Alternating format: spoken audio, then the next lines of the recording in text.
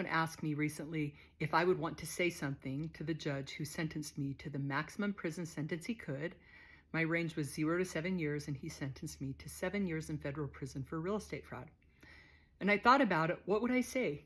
And here is my thoughts. First of all, about a year ago, somebody asked me about my judge, and I couldn't even remember his name, which was so good because he's become quite irrelevant in my life. But if I had one thing that I could say to him, it would be this: you gave me the maximum sentence to make an example of me, and it worked. I have become an example. I'm an example that there are so many good people in federal prison, that we shouldn't lock people up and throw the key away, that people can transform their lives, and that the world is a better place with the people that I met in prison in it. So it worked.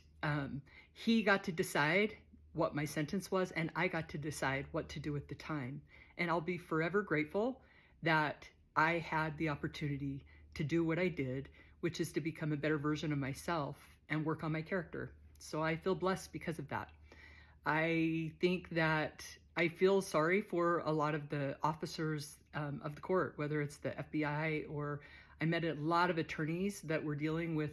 Probably the best attorney, honestly, that I met with was my husband's attorney, who was a public defender. Shout out to Spencer Rice, because he was humble and he was honest. And I paid attorneys and had CJA attorneys and met with all kinds of people that are pretty jaded. A lot of the attorneys are alcoholics, and the federal prosecutors, what I believe in terms of good character, they definitely didn't fit the standard. And my judge either. I thought, this man, in terms of his character, isn't somebody that I feel is qualified to judge me. But here I am. You made an example of me and it worked. So thank you.